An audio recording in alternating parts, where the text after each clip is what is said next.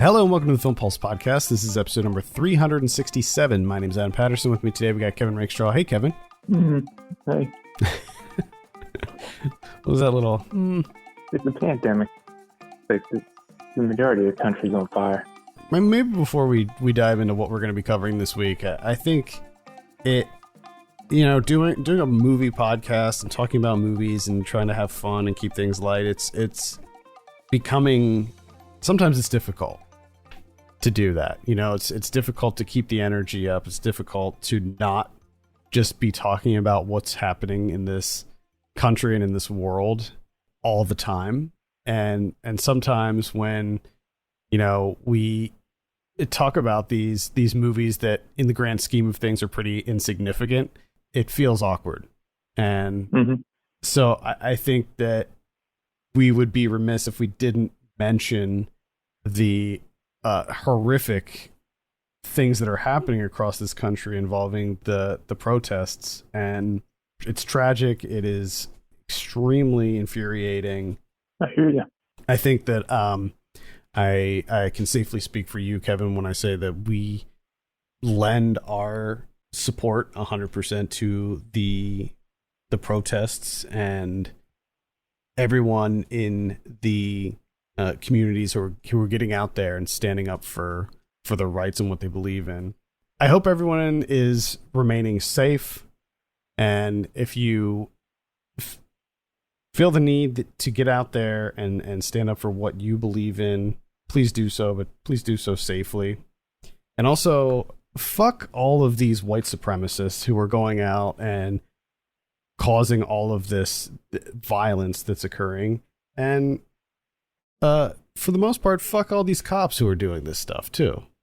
Uncalled for. There's a lot of the footage and a lot of the videos that I saw involve peaceful protesters who are being ruthlessly attacked by these officers for no reason. You're hearing these stories about journalists, like journalists everywhere being attacked, pepper sprayed, shot with rubber bullets by police officers. What the fuck? It's uncalled for. But I think it's also important to highlight all of the good that's happening around these protests too. You don't see that so much. You see all of the violence and all of the negativity. But if you look on Twitter, I'm hoping that we see more of this, where we're seeing, communities gathering around this and providing things like water and food, and there's all of these funds that have popped up that you can donate to help bail people out who've been arrested during these protests. So I think that there's also a lot of positivity that can be gained from this as well. On that note, I'm going to try to power through this. On the show this week, we have 2 reviews lined up for you. We'll be talking about the sci-fi film The Vast of Night and the latest Wakaliwood action film Crazy World. Also be going over some we're watching on the watch list and new releases on VOD and Blu-ray. Thank you so much for joining us this week. Please remember to review us on iTunes if you get a moment. That would be super helpful. Just a couple housekeeping notes. No Ryan watches a movie this week. I'm having a bit of an issue in my apartment where I have no AC, and it is like 100 degrees in my apartment right now, and I have all these like really high-powered fans blowing to try to cool things down, but when I'm recording a podcast, I have to turn them off, and it gets like, it's so brutally hot. And I didn't want to miss this show, but I decided to postpone Ryan Watches the Movie because it was like 92 degrees yesterday in my apartment, so it's really bad. Just a reminder, there is a new Saved by the 90s out now, so check that out if you get a moment. With that, I think we can dive into our first review. All right, let's start with The Vast of Night. So this is directed by Andrew Patterson, no relation to me, by the way. I have a synopsis here. In the twilight of the 1950s, on one fateful night in New Mexico, young switchboard operator Faye and charismatic radio DJ Everett discover a strange audio frequency that could change their small town and the future forever. Kevin, we'll start with you. What did you think of The Vast of Night? Pretty interesting, gotta say. And I wasn't 100% sure if this was going to work because essentially what it is, really get down to it, it's just a radio drama, but packaged in a film, which it seems like that's not going to work, and especially for an hour and a half, it's not going to work. But luckily enough for me, it did. It did work. 100% agree with you. I was a little hesitant at first with this, and I do have some criticisms with it, but there's this like undeniable charm about this movie, and I can't really quite put my finger on it, but I was just I was really taken with it. I really enjoyed myself with this movie, and I think that it starts off incredibly strong, and I think that it gets its hooks into you in that opening scene because it's very fast, it's very frenetic. There's lots of really fast dialogue happening, and I think the other big highlight for me, not to jump too far ahead, but the camera work for me was definitely a highlight. Yeah, and you're right about it getting off to a really strong start, because the only way that this works is strong writing, and then on top of that is going to be the performances of that screenplay, right? And your two main characters right off the bat show that they're more than willing, up to the task. Oh, absolutely, yeah. So you have Sarah McCormick playing Faye and Jake Horowitz playing Everett, and they were great. Like they were both charismatic. They were instantly likable. You sort of formed this bond with them from very early on, and it was very enjoyable to spend this amount of time with these people. And like you said, I mean, it is by and large, it's a radio play. So there's not a lot of action or anything like that. It's most of what's happening as far as like these encounters and stuff, and the strange goings on in this town is all told through like anecdotal conversations with people on the radio and in some like interviews that they do with people.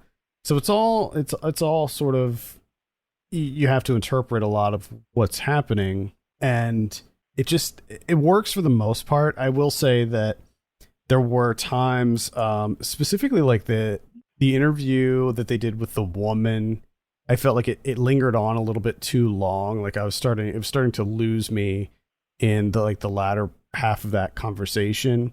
And then there's also a few times when during the conversations when I believe it was when Everett was interviewing the guy on the radio, it cuts to black, and you're just left with black and him telling the story. And I kind of understand what the director was going for here. We were supposed to like sort of picture it in our mind as he's describing this encounter and all of that. But for me, again, that went on a little bit too long. It was just a little bit dealing with too much black, too much darkness. Yeah. No, there was a couple of odd choices, that being one of them. And then also okay, I get it's kind of introduced as this like a Twilight Zone. Yes, a Twilight Zone type deal. What was it, like Paradox Theater or something? Yeah. With the old style TV. And I was like, okay, that's a little cute. I get it. But then the weird decision to like occasionally go back to the old flickering set for no reason whatsoever. Yeah, that didn't work. Yeah. Like, why? That didn't make sense. That didn't work for me at all either. And I felt like, this is a relatively low budget movie. And I'm sure that there were budget constraints, but I feel like if they were able to like shoot this on film, like 35 millimeter or better yet, 16 millimeter, I think it would have looked a lot better visually, because I think that they do a really great job with the aesthetic. So like the costumes, the sets, and all of that stuff, I think all of that worked. You have the 50s cars in there. You have like the school gymnasium, and then the Faye is a switchboard operator, and those were some of my favorite scenes when she's like rapidly, patching people in and switching that stuff around. I loved all of that. So I think like production design wise, they were on point, but visually, like the actual video quality, I thought felt like it looked too contemporary. It had this sort of like fog over it. Like, it was like kind of a muted, like the color palette was very muted and washed out. It used a lot of the visuals are like very, very washed out looking, but it also looked very digital to me. So I feel like if they shot it on film and maybe color corrected it in a different way, it would have looked more authentic. To be clear, it wasn't a huge detractor from me. It was just something that I felt like maybe they could have improved upon. Yeah, But and I'm sure that they probably feel the same way. Could be, yeah. You know what I mean? I'm sure that they probably looked at it too, like, man, if we could have shot this whole film. Yeah, and I don't know if they could, given some of the crazy camera stuff that they do in this. Like, I mean, that scene, that whole opening scene when Everett's like running around and talking to all these people at once, and it's just like a really long single take shot, and it's going into the school and stuff. And then that scene when, and I believe you can actually see this in a trailer. I think the first trailer I saw for this was just this entire scene where it's like this really incredible shot. I don't know if they used like, I don't know how they did it. If they used a drone and kept it really low, or if they used like an RC car or something, but the camera just flows from like the switchboard operator booth to like the radio station to the school, and it's all in one continuous shot, and it just looks so good. I really loved that scene. I agree. Yeah, because I think that was like the majority of the whole like first trailer. I think was just mostly that whole scene. And I love that. And I think that when you have a movie like this that is almost entirely based around conversations and your imagination, you know, putting things together in your imagination, having really good camera work and really good cinematography it's so important, because a lot of the focus is put on that when it's all dialogue based. And I think in this case, they really knocked it out of the park with the camera work. Yeah, because I mean, you don't have a lot to do here. You know what I mean? Like, you don't have a whole lot of space to really play with the camera work too much. And the fact that they were able to get some things in there to make it memorable and liven it up a little bit, you know what I mean, is pretty impressive, considering that the majority of this is at most two people conversing. Mm-hmm. And that's it. I really, really enjoyed this. Even though I had a few minor quibbles with it, it's a movie that stuck with me for days after I watched it, and I definitely recommend it. And it's available on Amazon Prime, so you can watch it on Amazon Prime if you are a Prime member. I also appreciate that they were able to get the 50s era basketball. Oh, yeah. That looks like 50s. It's so boring. I love how the whole town was at the game. And that's the thing, like, this town, you know, we're predominantly focused on two characters, but everything in this town feels so alive. Like, they did such an amazing job of fleshing out this little place in New Mexico. And I loved like the downtown scenes and stuff. Man, they did such a great job with it. They did, yeah. Any final thoughts on The Vast of Night before we give this a score? No, I don't think so. All right, I'm sitting at like a 7.5 on this one. Yeah, I'm like a 7, I think. All right. Again, that is on Amazon Prime, so definitely check it out. Now, just be forewarned, it is like lo-fi. It's very lo-fi, so don't expect a lot of alien action. It's good storytelling. It's really great storytelling, and I think there's something special here with this. Moving on, we're talking about Crazy World. This is the latest from director Nabwana Igg. You probably know his stuff if you're familiar with any of the Wakaliwood titles. This premiered at TIFF, and it is now available on the We Are One Film Festival, which is an online film festival. Now, if you're not familiar with this, all of the major film festivals from around the world, including TIFF and Cannes and Sundance and Tribeca, all the biggies, they sort of came together and curated this free online film festival that's happening right now you can go on YouTube and look at their YouTube channel and watch all the movies completely for free. Now, they premiere at different times, and they're available for 1 week from the premiere date. So Crazy World premiered Friday, and it'll be available for 1 week. So you, as of right now, you can go on to YouTube and watch this movie completely for free. However, they are accepting donations. So if you check out the film festival and you like what you see, I would consider donating. I think that this is a really cool idea, especially given the times we're in. And I would encourage everyone to check out the lineup and watch some stuff, including Crazy World. I have a synopsis here. Children are being kidnapped and killed for the magical properties their blood is believed to contain. Two fathers, one of whom has been driven crazy from the loss of both his wife and daughter, and the other of which, who believes his son is still alive, join together in an attempt at rescue and or revenge. At the same time, either one, whatever happens first. At the same time, the kidnapped children are planning their escape. Now, we're both familiar with the Wakaliwood stuff. I think it's safe to say we're both fans of the Wakaliwood stuff.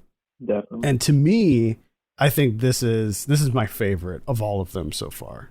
Okay.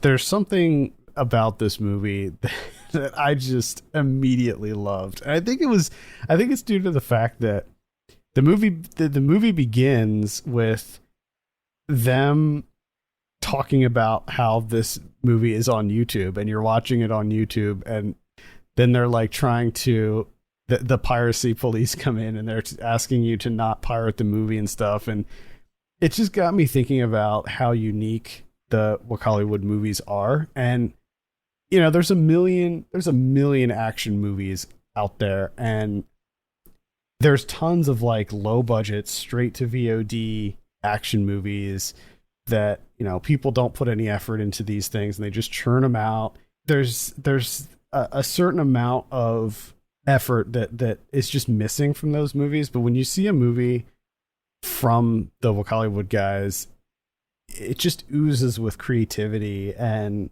originality, and I just kind of love them on those merits alone. And when do you ever see movies that have intros like that to them? Like, there's just nothing like it. No, and the fact that it has color commentary throughout. Oh yeah. No I don't know of any other movies that have a VJ Emmy. Absolutely not. And I found what was I just watched a Wakaliwood movie recently, one that I never saw. Oh, Bad Black. Yeah. And I found VJ Emmy's commentary in Bad Black to be distracting because I thought that the story of Bad Black was really good on its own, and I felt like the commentary from VJ Emmy cheapened the story a little bit. But then in Crazy World, I felt pretty much the exact opposite. It didn't seem like he was in it that much on this one. You didn't feel like there was a lot of commentary? No, it was. Maybe I'm just misremembering Bad Black, but I felt like there was more of him. This one seems kind of toned down. Well, maybe that's why I liked it more. Maybe. Well, with Bad Black, it was pretty much constant commentary. Yeah, that's what I want. And he gets me hyped up. He's the hype man. He is the hype man. But at any rate, I liked his commentary in Crazy World, and I thought it was more fitting than in Bad Black, because I felt like even though the subject matter in Crazy World is still, when you boil it down, it's still pretty serious. I mean, they deal with some serious topics here, but I felt that Crazy World was a lot more comical and goofy than Bad Black was. That's not to say that Bad Black was like super serious, but I don't know. I found this to be a lot more fun. There's a lot going on in this movie, I think. Between you have the mainstay of VJ Emmy in there, which livens things up throughout, especially his laugh. Just his laugh alone, that little thing that he does. I just love that. The opening, the whole way that that's set up. Then they even interrupt like halfway through and go back to that, Which which I loved. I loved that they did that. and I love the helicopter going backwards and the helicopter being taken down by baguettes. Like it's so ridiculous and it's so fun. I don't understand how anyone can not like it. You know what I mean? Like I it agree. doesn't seem fathomable to me. I agree. And I think that with every new movie they release, each one is a little bit more assured than the last. Like, I thought that this one was like just the filmmaking quality I thought was significantly better in this one. Like, I feel like they're really starting to hone their craft. And Yeah. like there's a lot of like really good filmmaking in this. Like, the editing is a lot better in this, and a lot of like the camera work is really impressive.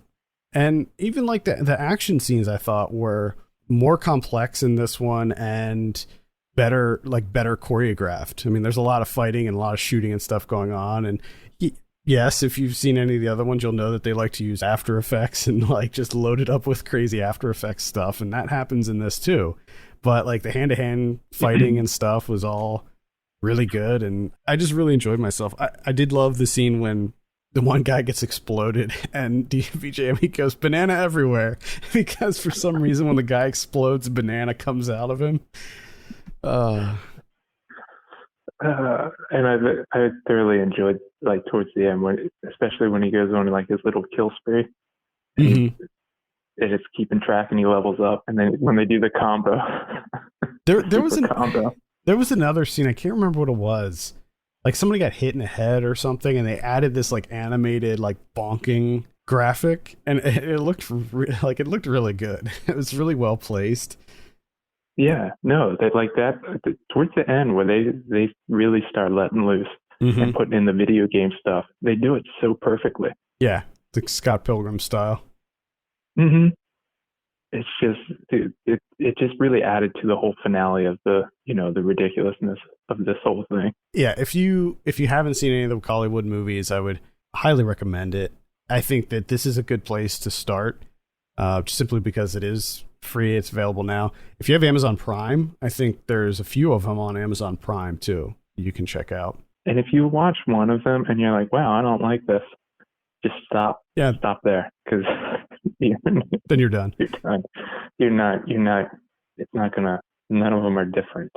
I mean, they're different in ways, but it's kind of They have their own style. They have a very specific. Yeah, there's a consistency. Yeah, there's a very specific style. But there's also this really great. I mean, just the level of creativity in these movies, like the fact that they're just constantly breaking the fourth wall, and it's something that you don't see in other movies. And not only that, but just the level of ambition that these guys have. I mean, these are movies shot for no money at all in a very small village, and like they turn out so good and so entertaining. I love it. Yeah.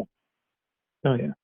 And then that's part of the charm too, is that they try and do the big stuff, like cars flipping over, but they're not actual cars, obviously, or the helicopter stuff. And that's why it's just so great.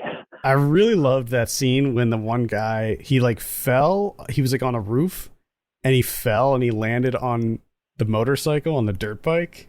And it was like, it was like done with green screen, but I thought it looked pretty good. Yeah. And I think that like they tapped into that. And I think that it also comes down to the viewer, you yourself. If you're able to kind of embrace your imagination, it's kid stuff, and it's awesome. Yeah, there's this. And it's so much fun, and it doesn't distract from it at all, and it actually makes it even better. And you're just like, you know what? I actually like this more so than like good CGI. Exactly. Good effects with stuff blowing on. Like, I'd much rather see a building blow up and it's like little blocks of a picture. Yeah. Yeah, there's this DIY mentality to their movies that is just so utterly charming. Yeah, and there's no one's doing that. Like you have plenty of DIY comedies, dramas, dramedies, that type of thing. But no one has the backbone to do it. Like I'm gonna do straight up action movies, Big and I'm not action gonna movies. work with it. I'm not gonna be hindered by my budget. Nope. I'm gonna find a way, and I don't care what it looks like. There's a new documentary about Hollywood that's coming out hopefully this year. It premiered at a festival, but I can't remember. I think it was going to be at South by, and then it obviously that was canceled. So, but I really want to see it because I know that Vice did a little thing about them like years ago, but I want to see like a full on feature length documentary. And it's funny because I remember you talking about that. I don't know if it was the last show or the show before. So when this movie started, and he's kind of like, it's the director himself kind of like showing you around. I was like, oh, this is the documentary. Cool. And then and then it just turned into a real movie. I'm like, I don't know what's happening right now. Yeah, and that's the other thing. Like, not only do they break the fourth wall, but a lot of the humor is very meta too. Like, there's a scene later on in the movie when they show the director with, I guess, his kids, but there's like that scene when they go in and he's like sitting there and he's watching his own movie, and the piracy police come after him for his own movie, and it's just so great, man. It's just so great. I also enjoyed that there's numerous times throughout the movie where a new character is introduced. So VJ Emmy does, like a little like introductionary to tell you where you might know this person from, and then it'll cut to like clips from that movie, like a little highlight reel. Yep. All right. Anything else to add about Crazy World? No, I don't think so. Oh yeah, and all these movies have very brisk run times too. Like, so they're not bogging you down with the runtime on these movies either. Like, this one was like an hour, and according to IMDb, it was an hour and 22 minutes. I think it might have been shorter than that even. No, it was only like an hour. Yeah, and that's with the added stuff, because I know they had to have added that stuff on at the beginning with the YouTube stuff. Like, that had to be new, right? Like, that couldn't have been the same one that they had at TIFF, because how would they have known that it was going to be on YouTube? So all that was new, and then like the middle part was new too, because it had all of those. They got all like the fans and stuff who were in quarantine because of COVID. Yeah. So I think like originally maybe this movie's like 37 minutes long, 39. It's kind of insane, but it's also weird because IMDb shows that this is a 2014 movie. Yeah, according to IMDb, it came out in Uganda in 2014. So maybe it is like an older. I don't know. And then 2016 on the internet in Uganda. Which also, just, I don't know. It's crazy world. I also love the globe shooting itself. The funny thing is, like, because I saw the poster before I saw the movie, and then the fact that that's actually in the movie, I was like, yes, they put it in the movie. Love it.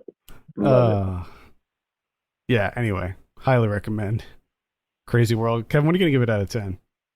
You can't. Like, that's the best thing about these movies. You can't. There's no point. Yeah, there's no point in rating them. You just have to see them. Yeah. Does it make you smile or not? I think that's really what it comes down to. For me, I think Crazy World is their best that I've seen yet, but I've only seen Bad Black and Who Killed Captain Alex. I definitely want, much like VJ Emmy, I would like to see the Uncle Benon movie. Like, when you shoot that little sizzle reel, and he's like, I want to see that movie. Yeah. Oh, that's the other thing. Like, this movie is really quotable. Like, if you're into movies that you can quote, there's so many one-liners and stuff in this, like, just hilarious, like, non sequiturs all over the place. Definitely a very quotable movie. And they're just so well placed. When that kid does the leg thing and VJ Emmy just yells out Van Damme. Yeah. Like, come on. All right, let's dive into our watch list. I think it is My turn to go first. I mentioned last week that I was checking out the Chattanooga Film Festival, which was online, and I caught up with a few other titles from that since last week. The first being Scare Package. Now, this one is probably one of my favorites of the festival. This is a horror anthology, and these days the horror anthology for me is there haven't really been many good ones out there recently. I think the last one that I really, really liked was Southbound. I think you liked that one too, if I remember correctly. I think so. I think we were both into that one. This one's interesting because it's 7 stories, and it is kind of it's a very like meta horror story. So all of them sort of play around with horror tropes, and it's clearly a movie made by horror fans for horror fans. There's lots of like winks and nods and references, and all of the stories are very much horror comedy focused, so none of them are really to be taken too seriously. And while like any other anthology, you have some strong entries and some weak entries, I thought that most of these were entertaining, and none of them were like downright awful. So I don't know when this is going to actually be out, but I would recommend, especially if you're a fan of horror, check out Scare Package. I enjoyed it quite a bit. Well, I watched one, so it'll be quick for me. And that's No Fee, No Fee. This is a documentary currently on Mubi. It was on originally a part of their the 1 month type deal in partnership with the Museum of Moving Image, but it is a part of their library now that you can go on. I don't know how long the library thing's going to last on Mubi to take advantage of it. This is a relatively short documentary, a slice of life type deal in Madagascar about a guy that owns a hair salon. He's a barber. And the first, like right at the beginning of the movie, his main shop, he's like on the main street, business is great, but the city tears it down, kicks him out. So now he moves to like the poor district, and he's trying to apply his trade there, and he's trying to find like a new kiosk, like in a prime location to get back at it. And it's really just, slice of life, just, day to day, what he does. It is just a touch redundant because the day to day of his life is not that much going on. So thankfully it's short, so that definitely helps. Because if this was much longer, I don't think it would be able to withstand that. But it does have a nice ending because it all kind of comes together in this. The title itself is about dreams in the Malagasy language, and so at the end it's like him cutting someone's hair, and there's a bunch of people hanging out, in the shop. And he's just like, what are your dreams? And it kind of just goes around to all the people like hanging out in the shop, like what their personal dreams are, what their dreams are for Madagascar as a country, like what they would like to see. So to me, it's kind of like it's in the middle. It's a nice little documentary. It doesn't really stand out too much to me, but it's definitely worth a look, and especially for I can't imagine there's that many documentaries. Slice of life documentaries from Madagascar. So it's definitely something that I would suggest for, like an early morning, like a nice early Sunday morning viewing. Nice cup of coffee, sit down in front of the TV, computer, watch some No Fee, No Fee. Yeah. Yes. Cool. And that's on Mubi, so you can check it out on there. Continuing with the Chattanooga Film Festival, I saw Dementor, which is the new one from Chad Crawford Kinkle. You might remember that name from Jugface, which is a movie that came out quite a while ago. It was a long time ago. 2013, that one came out. I really like Jugface. But Dementor, not so much. This is not so much a movie for me. It felt, and I hesitate to say this because it probably wasn't, and it was probably done all in a very respectful way, but it at times felt a little exploitative to me. And I'm sure that's probably not even true, but it's just, that's kind of how it felt. It's not the main reason I didn't really gel with this movie. So it's about a woman who was in a cult. She was in like a really weird cult that was led by Larry Fessenden. So that it has that going for it. And she escaped the cult, and she gets a job as a caregiver in a group home. And so she's taking care of these special needs adults, and she thinks that one of them is in danger, and she has to like sort of utilize the things that she learned in the cult in order to quote unquote like save this woman with Down syndrome.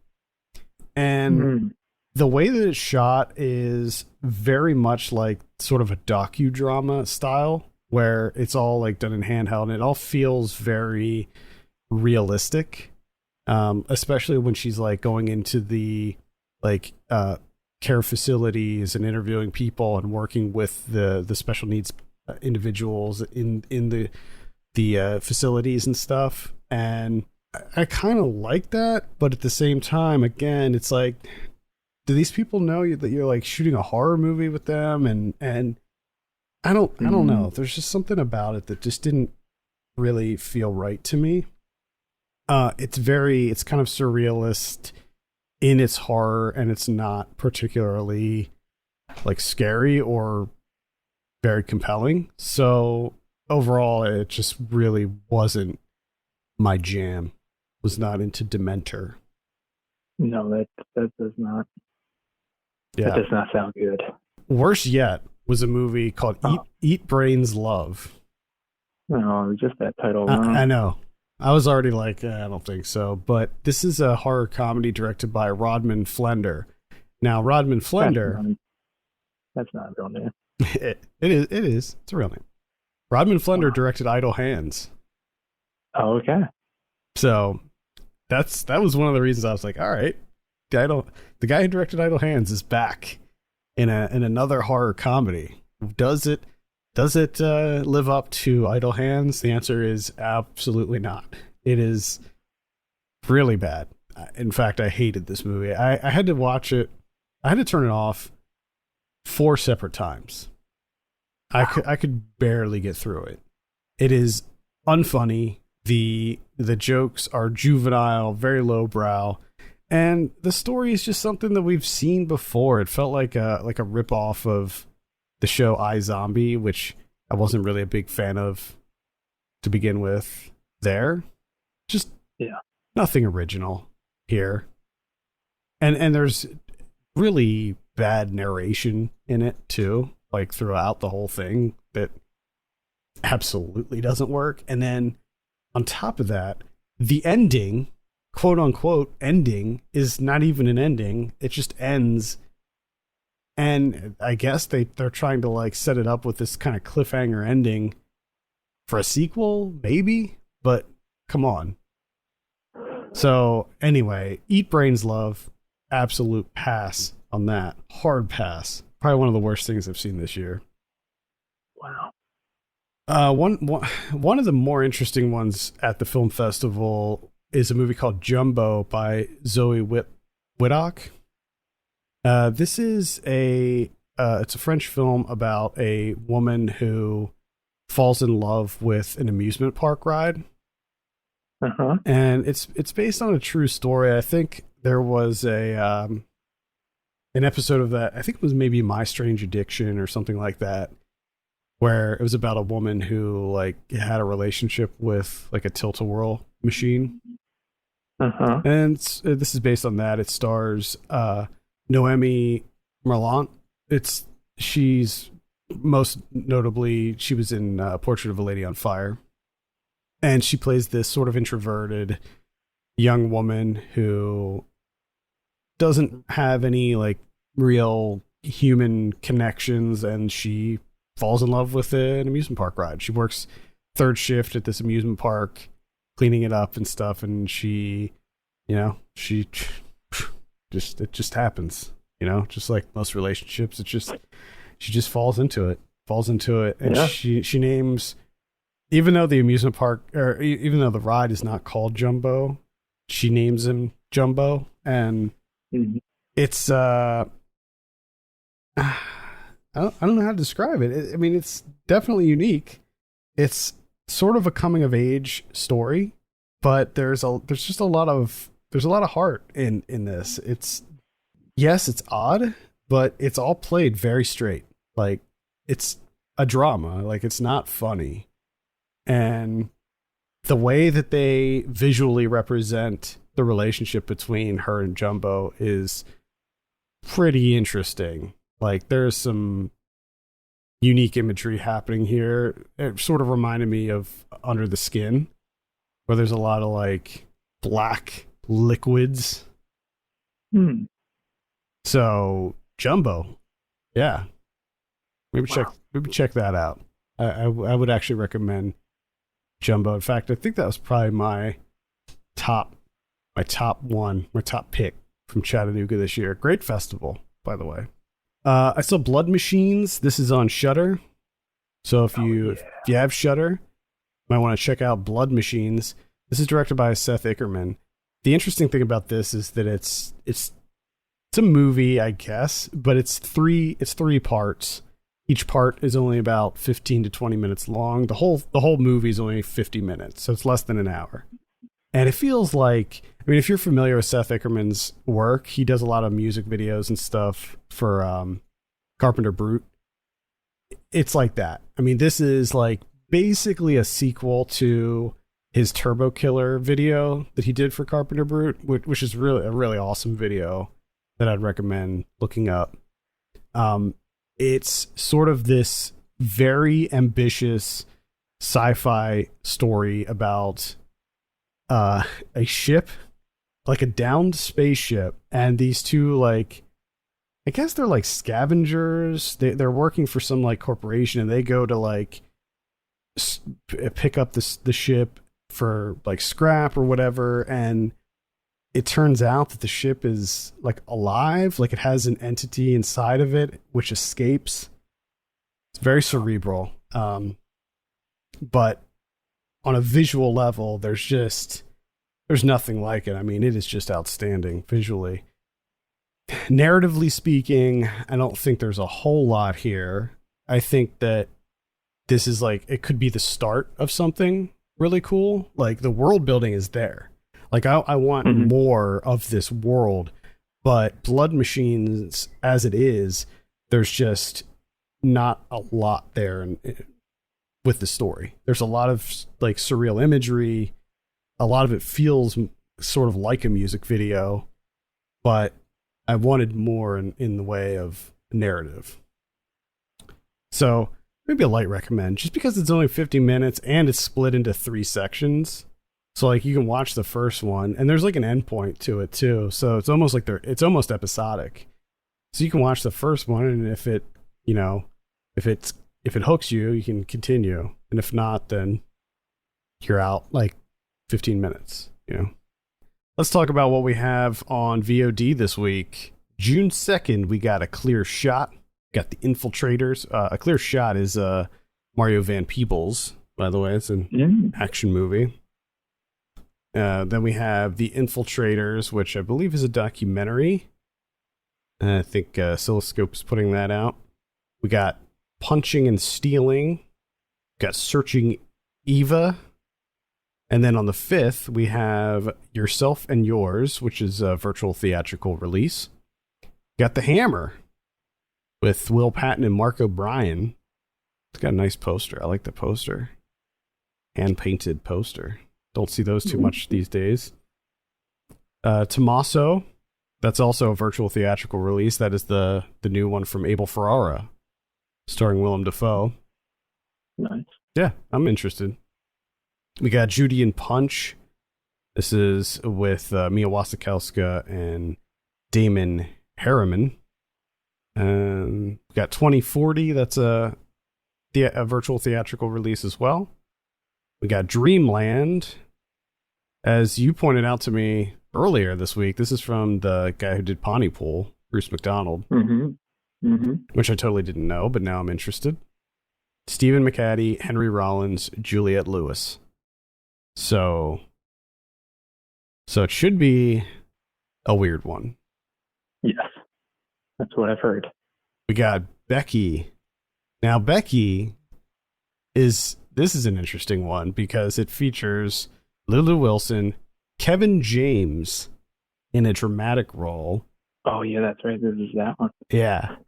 He plays like, I don't know, a killer, a serial killer, a convict. He plays a convict on the run, led by the merciless Dominic. He plays Dominic. So it's like a home invasion thriller. Kevin James invading your home. But the funny thing about it is the poster, it doesn't even look like Kevin James in the poster. It's kind of bizarre. No. Like, I cannot see the King of Queens in this picture. Joel McHale's in it too. We also have the Collini case on the 5th. We have Dinner Party. Sorry, The Dinner Party. Bring your appetites. Something tells me it's about a cannibal family or something, because we haven't seen that before. No, we haven't. We have The Deeper You Dig. Love Won't Stay Buried. That's a horror movie, actually. And I believe that is it for VOD. Quite a lineup there. Quite a lineup. It's a lot of stuff. Blu-ray this week, we got a new 4K release of Jaws. That's probably like the 12th version of Jaws that's come out. Parasite is coming out. If you haven't seen that yet, definitely pick that up. Glengarry Glen Ross is coming out on Shout Factory. That's one of their Shout Factory like collector's edition things. Tokyo Godfathers from 2003 is getting a new Blu-ray release. Urban Cowboy from 1980, that looks like a steel book that's coming out. Valhalla Rising from 2009. One Cut of the Dead is coming out. That's also going to be on a steel book. If you haven't seen that yet, I would highly recommend it. Apollo 13 is getting a new 4K edition. That also looks like a steel book. The Gates of Hell from 1980. That looks like that might be a Vinegar Syndrome. No, it says Scorpion releasing. I'm not sure what Scorpion releasing is. New guys on the block. New game in town. Let's see. Beanpole from last year is coming out. Flash Gordon from 1980. That looks like another steel book. One Bedroom from earlier this year. It's kind of a all right thriller. Extraordinary from, I think that came out earlier this year. That's a horror comedy. That's pretty much it. Those are the notable ones. What about Criterions this week? There are no Criterions. No Criterions. I do have one little bit of info because I looked up Scorpion releasing. Wanted to check out the new game in town. And apparently their website, scorpionreleasing.com, it says that they specialize in bringing some of the most sought after Indian studio movies, but if you click on that, it just turns into a pharmacy website to sell you some pills. So just a heads up. Oh boy. That's kind of funny. I did forget to mention that the Al Adamson Masterpiece Collection is coming out on Severin Films. This is like all of Al Adamson's movies. It's got like a ton of stuff. It's 32 movies, 2,841 minutes. So if you're an Al Adamson fan, this is for you. I saw a little preview of like an unboxing of this box set, and it looks really high quality. So I think that's going to do it for this week. Thank you so much for listening. You can send us your questions and topics to podcast@filmpulse.net. You can follow us on Twitter @filmpulsenet and @filmpulsekevin. And if you have a minute, consider giving us a review on your podcast platform of choice. For Kevin Rakestraw, my name's Adam Patterson. We'll see you next week.